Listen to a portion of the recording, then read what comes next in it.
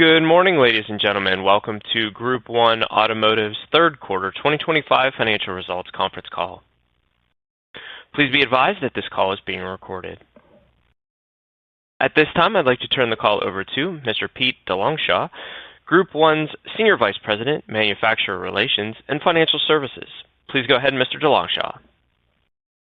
Thank you, Jamie. Good morning, everyone, and welcome to today's call.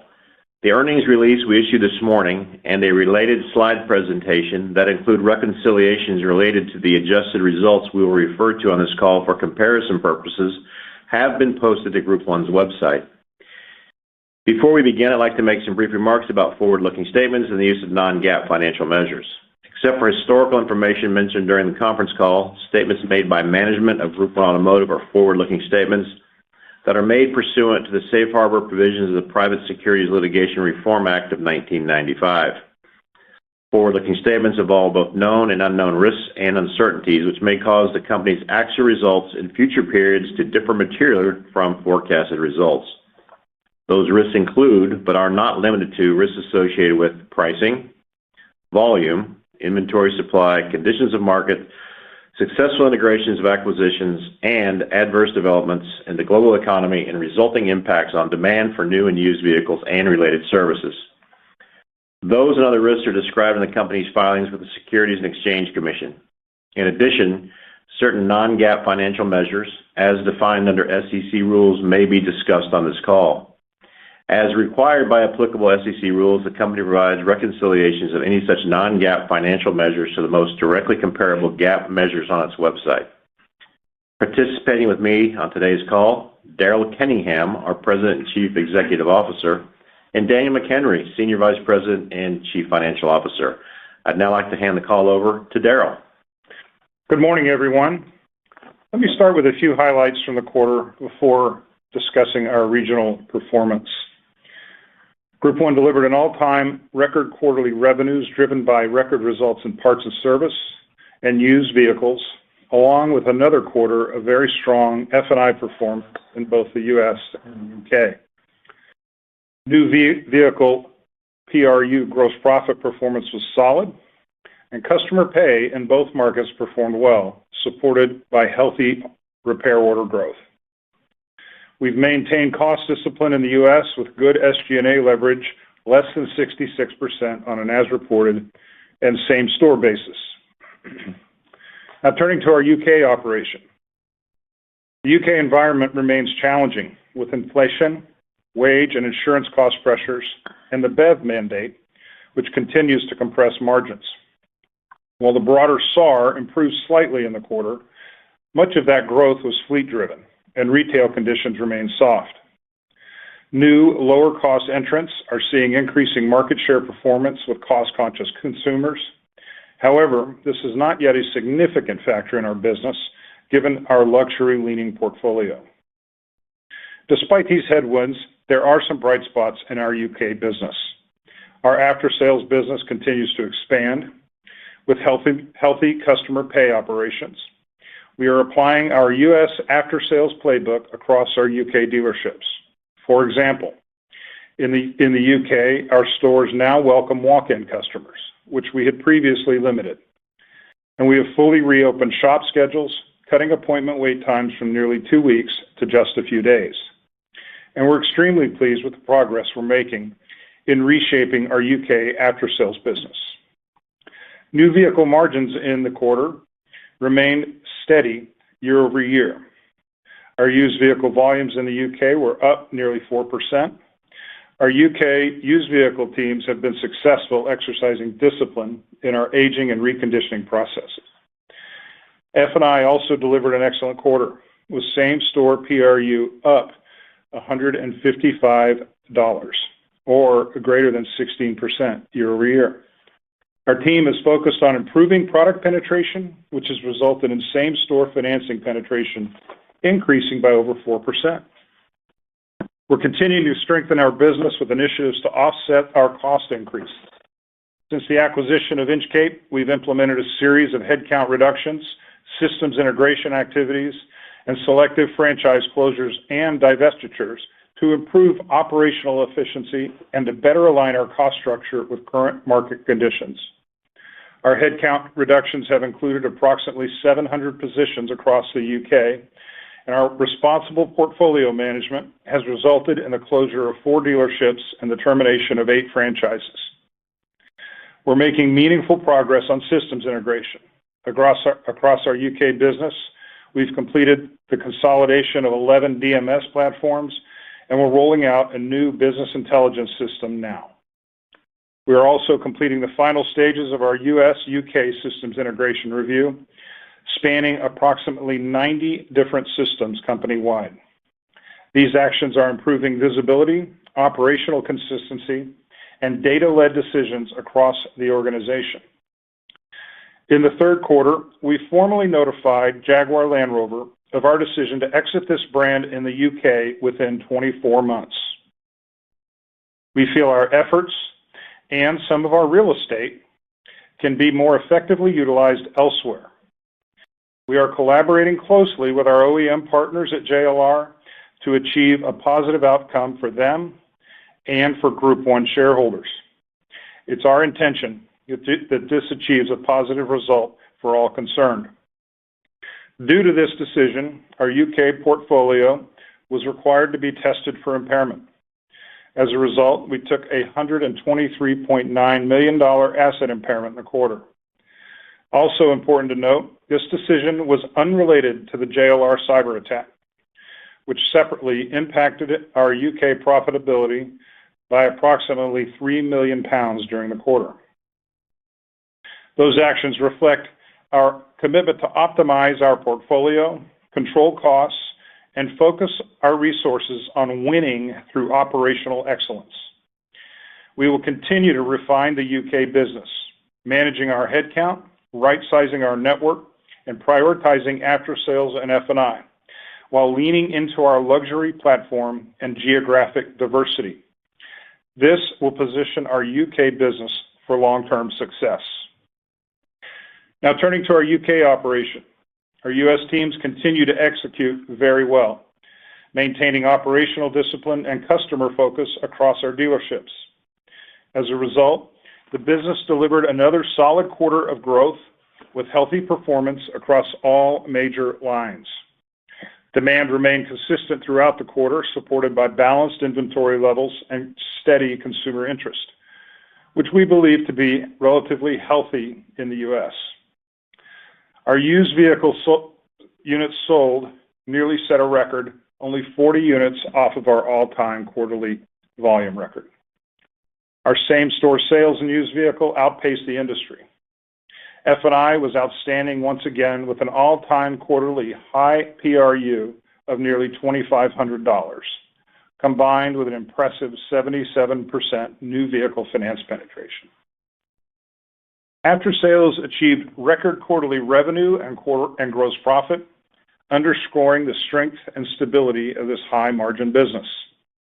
Our investment in our after-sales operation continues to capture growth, and our initiatives around flexible scheduling, all-day Saturday operations, and technician productivity continue to create new capacity and improve retention across our U.S. stores. Same-store technician headcount increased by over 4% due to our recruitment and retention efforts. On a same-store basis, our customer pay revenue increased nearly 8%.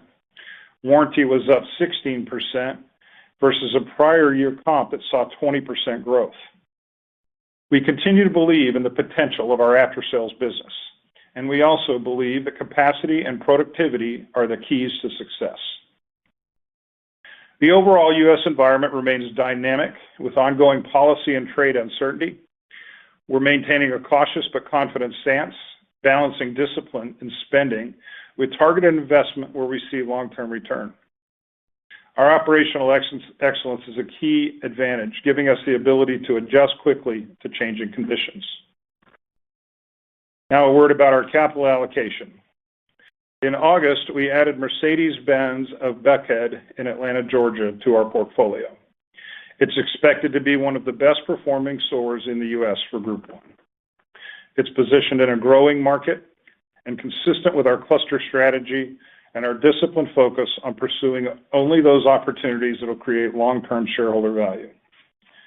Just as importantly, we continue to opportunistically buy back shares of our company. Since the beginning of 2022, we've repurchased nearly 1/3 of the company's outstanding common shares. The acquisition landscape has been fairly quiet in recent months. We continue to engage in researching opportunities in the U.S., but we are holding on further UK acquisition investment. We expect consolidation to continue in the future in both markets, and we believe we're well positioned with our OEM partners to capitalize on those kind of opportunities. Now I'll turn the call over to our CFO, Daniel McHenry, for an operating and financial overview. Thank you, Darrell, and good morning, everyone. In the third quarter of 2025, Group 1 Automotive reported quarterly record revenues of $5.8 billion, gross profit of $920 million, adjusted net income of $135 million, and adjusted diluted EPS of $10.45 from continuing operations. Starting with our U.S. operations, performance was strong across all business lines, both reported and same-store. Revenue growth was broad-based, led by records in used vehicle, parts and service, and F&I. New vehicle unit sales rose mid-single digits on both a reported and same-store basis, reflecting healthy demand and steady inventory flow. While new vehicle GPUs continue to moderate from the highs of the past few years, we have maintained strong operational discipline through effective cost management and process consistency. Expiring tax credits lead to increased BEV deliveries in the quarter at lower GPUs, negatively affecting U.S. new vehicle GPUs by approximately 6%. Our used vehicle operations performed well, with record quarterly revenue and GPUs holding up well, with only a slight 3% decline on a same-store and as-reported basis.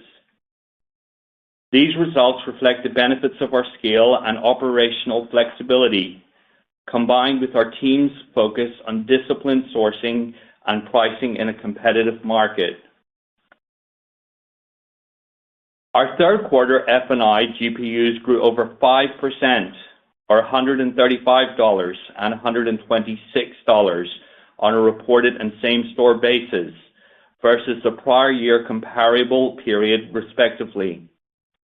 The performance by our F&I professionals has been outstanding to maintain GPU discipline while driving higher product penetration across nearly all product categories. After-sales once again stood out as a major contributor, achieving record quarterly revenue and gross profit.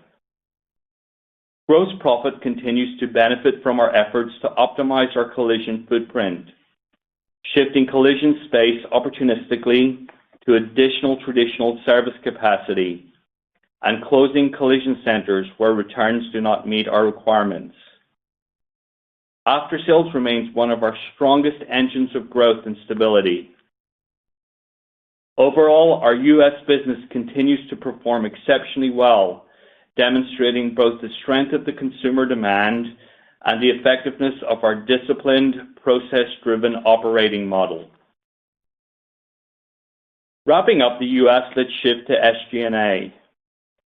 While U.S. adjusted SG&A as a percentage of gross profit increased 160 basis points sequentially to 65.8%, we view this as a good performance. We continue to focus on resource management and technology investments to maintain SG&A as a percent of gross profit below pre-COVID levels as vehicle GPUs further normalized. Turning to the UK, results have reflected a challenging operating environment. However, same-store revenues grew across almost every line of business. New vehicle same-store volumes declined 4%, and local currency GPUs moderated by 1% versus the prior year quarter, leading to a 6% decline in local currency same-store new vehicle revenues. Used vehicle same-store revenues were up over 5% on a local currency basis, with volumes up 4%. However, same-store GPUs declined by over 24% on a local currency basis, leading to a similar decline in same-store used vehicle GPU, reflecting the challenging used vehicle market in the UK. After-sales and F&I year-over-year growth in both revenue and gross profit. The after-sales business remains an important stabilizer within the UK operations, along with F&I is a key area of focus as we work to enhance profitability. Same-store F&I PRU reached $1,106, with as-reported and same-store PRU both increasing more than 15% year-over-year.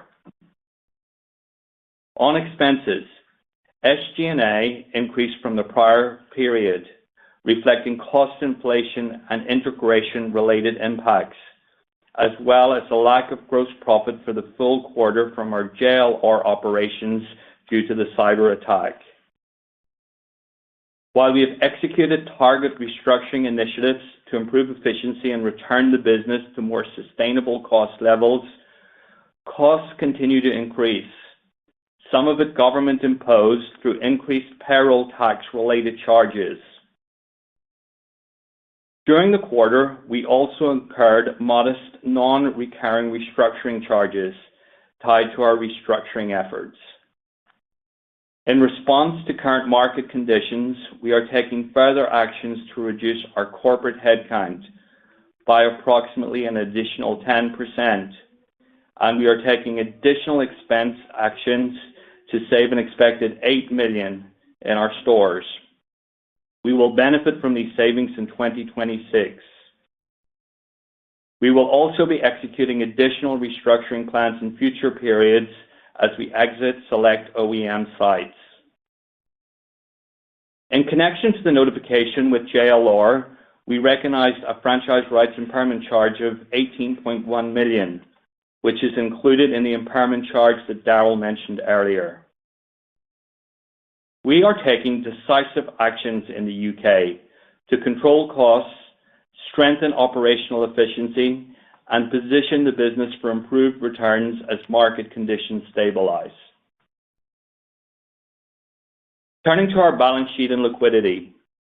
Our strong balance sheet, cash flow generation, and leverage position will continue to support a flexible capital allocation approach.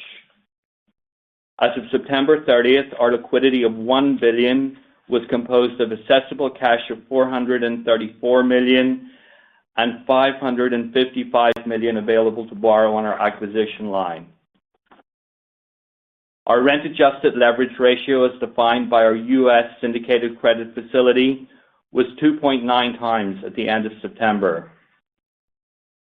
Cash flow generation through the third quarter of 2025 yielded $500 million of adjusted operating cash flow and $352 million of free cash flow after backing out $148 million of CapEx.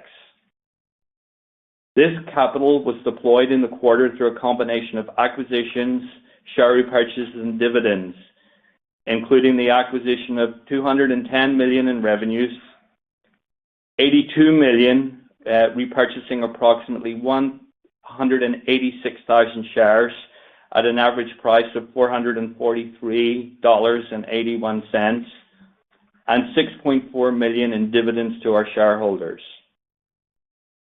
Subsequent to the third quarter, we repurchased an additional 140,000 shares under a Rule 10b5-1 trading plan at an average price of $433.48 for a total cost of $60.9 million, resulting in an approximate 5% reduction in share count since January the 1st.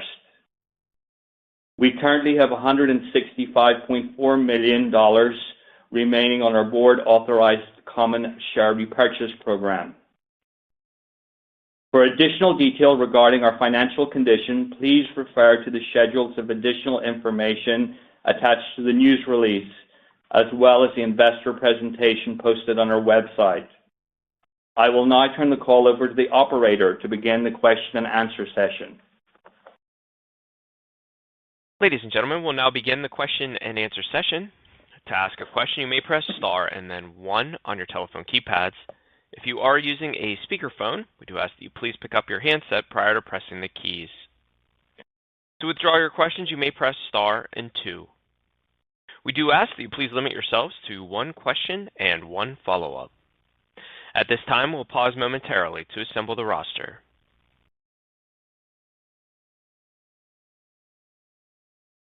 And our first question today comes from Bret Jordan from Jefferies.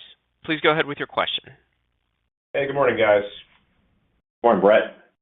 Some of your peers have talked about a U.S. luxury trend softening. Could you sort of give us any color on what you're seeing at the consumer, maybe luxury versus import versus domestic, demand trends and GPUs? Brett, I wouldn't say that what we've seen is material enough yet to call it a trend. You've seen a little bit of shift between some of the big makes. Audi's certainly, a challenge. I'm not sure that's consumer related, but we saw a little bit of inventory build in some of the luxury makes in the third quarter. I think the real tell will be fourth quarter, which typically is, the largest quarter of the year for the luxury makes, and especially the Germans. And so, before I think we would say we see a softening there, I'd want to see how the fourth quarter kind of shakes out and where that heads, to be honest with you. And Pete or Daniel may have another view based on their perspective. Yeah, Brett, this is Pete DeLongshot. I would tell you that our Lexus business remains very, very strong. Our BMW dealerships did well in the quarter. I echo Daryl's comment of the Audi business is certainly difficult. Okay. And then a question on the JLR exit, I guess, within 24 months. It sounded as if you might be reallocating some of those properties to other brands, or is this, when you think about business? Yeah, we own the vast majority of that real estate, and we've had some reviews of how it might be used in better ways. Primarily automotive, other brands potentially. Some of them will stay JLR and transition to another owner. And then others, just through the consolidation work going on in the UK with all the OEMs, it might provide an opportunity for us in some of our cluster markets with other brands. Some of that's still being determined, but that is an outcome that's a possibility. Yeah, absolutely, Brett. Okay, and the housekeeping, I guess, of the $124 million impairment, 18 of that was JLR? So it's Daniel here, Brett. It's a combination there. So in terms of our franchise rights, 18 million was JLR. Now, what that did was by terminating the JLR franchise, it triggered us to have to look at the UK entity as a whole and take a goodwill impairment. Now, that goodwill impairment is not just JLR Pacific, it's the entity as a whole. So some percentage of the circa 100 million remaining will be relating to JLR. So 18 plus some percentage of the total business unit. Our next question comes from Rajat Gupta from JP Morgan. Please go ahead with your question. Thanks for taking the question. Just to follow up on Brett's question, on the UK, just a reallocation of capacity question. Would you consider, partnering with some of the Chinese brands here? It really looks like, they're gaining a lot of share, putting some pressure on, the legacy brands that you own. curious if there's any thought process around that of maybe increasing exposure there. And I have a quick follow-up. Rajat, Daryl, we have met with some of the Chinese OEMs about representing them, and we continue to consider that and review that. And we've also looked at that part of the industry and where we believe it's going in the UK.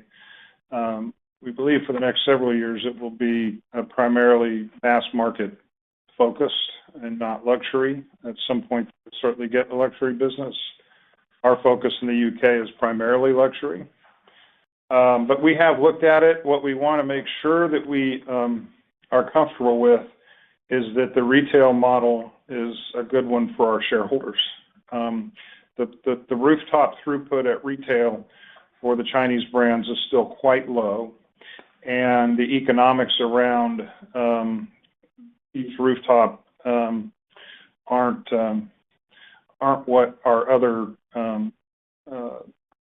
stores can generate at this point. But we realize obviously they're growing. We want to make sure that we're positioned well to take advantage of that if there's an opportunity. We are having some active dialogue with them. Got it. That's helpful. And then just on the used GPUs in the U.S., it seems like it pulled back quite a bit sequentially, also down year over year. I'm wondering if you could elaborate a little bit more on that. Was it just some of the tariff tailwinds from the previous quarter going away, maybe some higher price inventory that came with the quarter, or is it just a sign of just more competitive landscape on the used car side? Any thoughts there would be helpful. Thanks. Rajat, it's Pete DeLongchamp. We've certainly seen stabilization through the used car in the used car business, but it does remain very competitive in the acquisition landscape of used cars. I think we've done a really good job of maintaining discipline with our auction purchases. The majority of our cars come from trades and customer outside purchases.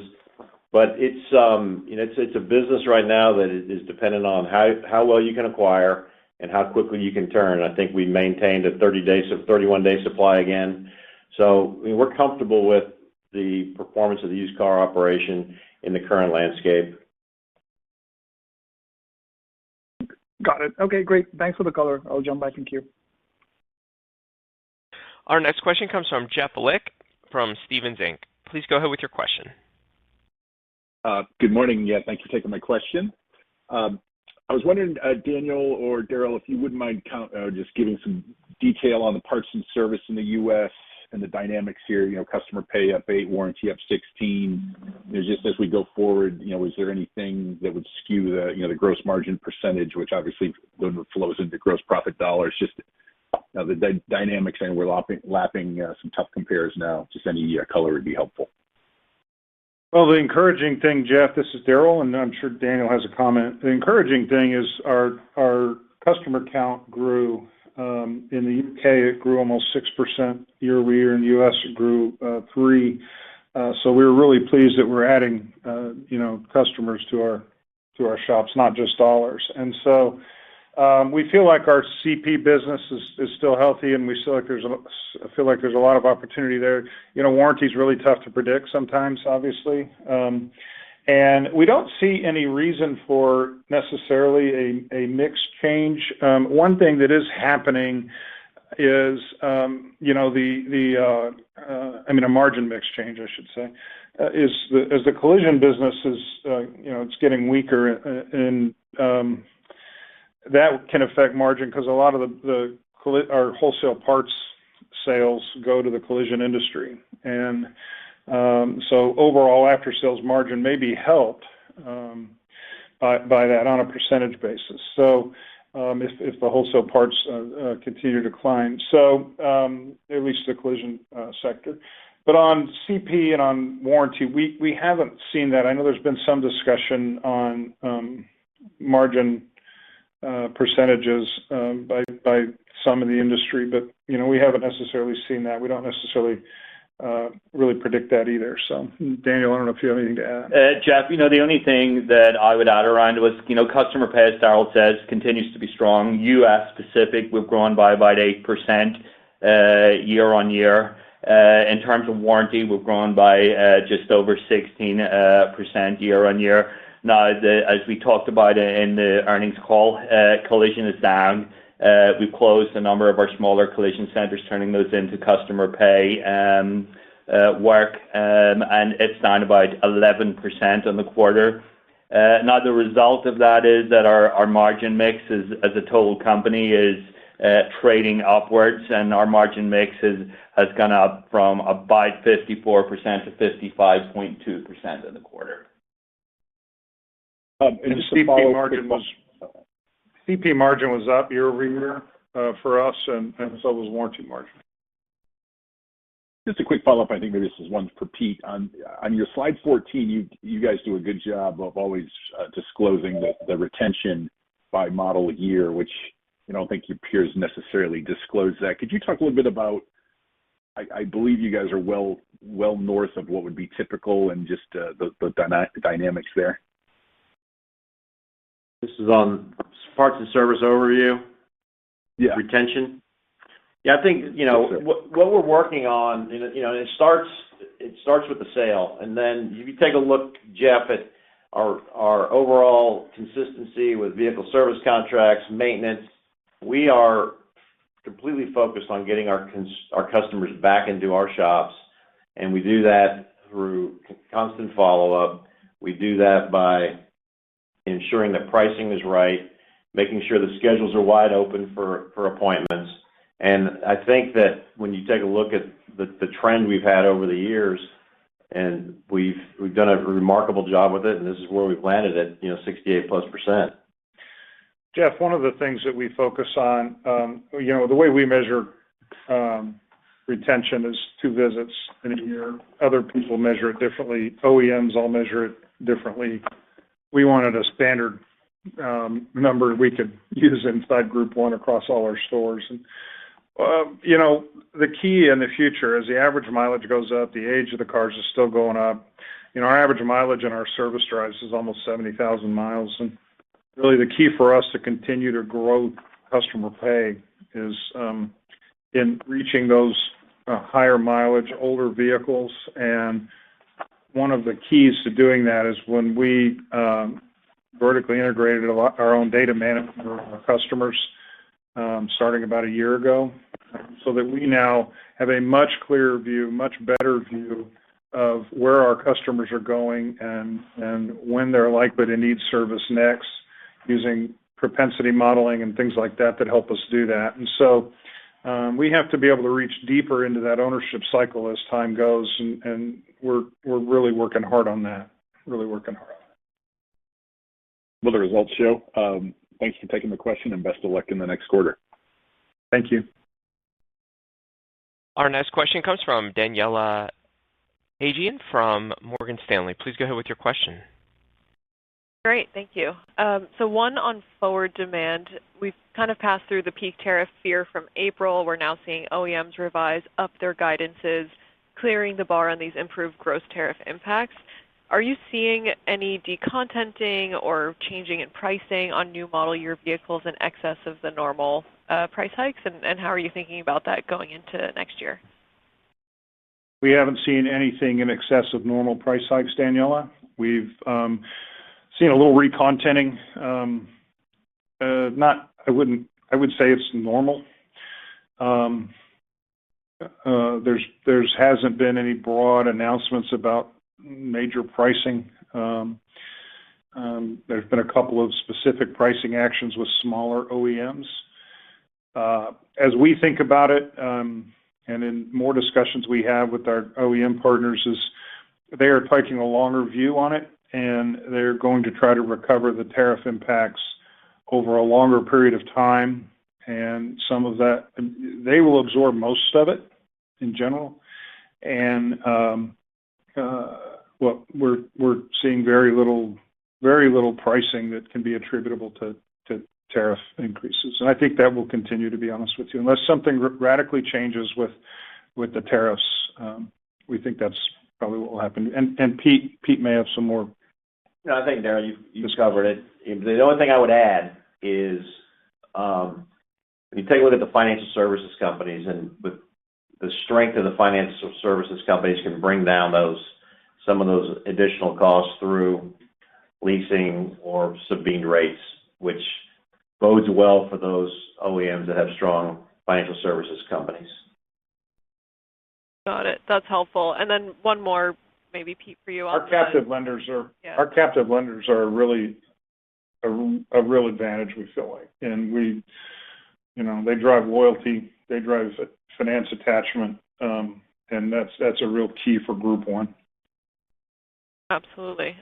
And then in that vein on auto credit, obviously there's a lot of headlines out there, and obviously Group 1 skews much higher on the credit quality curve, but just as investors continue to focus on risk to the consumer, have you seen any change in consumer behavior in the last few weeks starting the fourth quarter?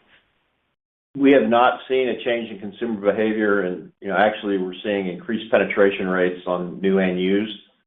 And then most of the headlines are centered around the deep subprime, which we don't play in. I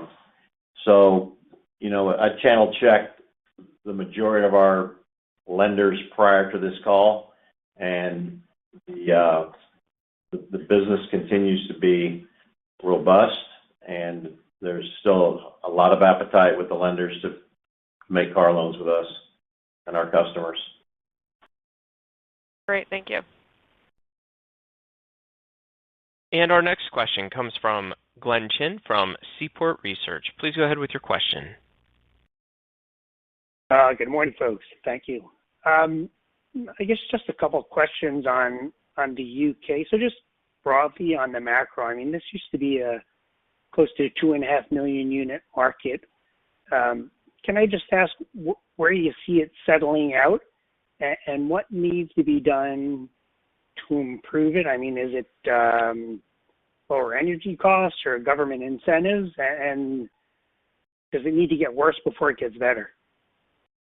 It doesn't need to get worse before it gets better. What has to happen is the throughput per rooftop has to grow. The margins were steady year over year. The after-sales business is healthy. We've got work to do on costs, as we've mentioned. And the OEMs are all working to try to rationalize their networks to a level that, meets today's SAR of around 2 million, rather than, the 2.5 million that you referenced, Glenn. So as we take rooftops out, that should improve the throughput of the remaining networks, and they're all working feverishly on that. Some of them are in our opinion, taking a healthier approach than others. Groups like Volkswagen, groups like Mercedes-Benz, groups like BMW are doing a really great job working with their dealer partners to try to affect that. And I think their outcomes are going to be really good, really healthy. But that's a real key, is to try to get the throughput per rooftop up to a better level. And then while we continue to take costs out, and we'll continue to do that and focus on that. Daniel may have something to add. Glenn, there's a couple of things that I would add. If you look at the forward-looking SAR curve for the UK, it's pretty static out over the next 5 years in terms of approximately 2 million. I think the important thing for us as a company is that the premium sector within that 2 million remains pretty constant with a little uptick over the next 5-year period. Now, in terms of the UK government at this moment in time, they continue to be taxing both the consumer and the business fairly heavily, and I can't really see that changing in the short term. But as Darryl so rightly says, there's a lot that we can still do around cost, and equally so, we've bought a lot of stores over the last 18 months, and we are working on portfolio rationalization, which I think will make the business a much stronger business coming out of that in 18 months' time. Mm-hmm. And can you with respect to that rationalization, Daniel? Can you give us a feel or some perspective on how much more needs to be done? I mean, you took $124 million in impairment this quarter. How much more needs to go? In terms of impairment, we've taken impairment for JLR as a franchise, and we took effectively a goodwill impairment on our whole company. If I look at our forward-looking projections for that, I would say I would be fairly confident, all things being equal, that we've taken the impairment that's required for us to take as a company. In terms of other things that we would dispose of, typically they're going to be smaller stores or underperforming stores that have little or no goodwill attributed to those stores, certainly in terms of franchise rights. So I wouldn't expect there to be any additional impairment. Equally so, we've totally impaired the Jaguar Land Rover franchise, and we will be able to sell those for some element of goodwill or some element of value. So we should see some upside coming out of that. And Glenn, if you look at how we've managed our portfolio in the U.S. over the last 4 years, we've sold smaller, underperforming stores in the U.S. or divested of those or closed some of those. And so it's a similar approach that we're taking in the U.K. Yep, portfolio rationalization or optimization, I should say. Yeah, we're like just one last question on JLR. So what is different about the franchise in the UK versus in the US or your stores for that matter? Do you have a different view of the JLR franchise in the US? Oh, when you look at where some of our UK JLR stores are, they're close to London, and London had some of the highest theft issues which affected insurability on those vehicles, and you saw the order banks dry up very quickly in those brands, and then in those zip codes right around London, and so that didn't recover really, Glenn. And so when you look at that, and then you look at how much those stores are contributing or losing, and what we really firmly believe at Group 1 is we've got to put our focus and attention and efforts in the areas that are going to drive the best shareholder return for our constituencies. And so when we looked at it and assessed it, and it wasn't an overnight decision, obviously, it was something we've considered for some time. We just felt like our efforts are better with some of our other partners, and we also hope and believe, and in my conversations with the OEM on this, that they can go get partners that they feel like they can be successful with. But given the real estate that we have with JLR, and given the location of those sites, and just the outlook in general of it, we felt like our efforts were going to be much better utilized and the returns much better in our other brands. Okay, very good. Thank you. And ladies and gentlemen, with that, we'll conclude today's question and answer session. We do thank you for joining today's presentation. You may now disconnect your lines.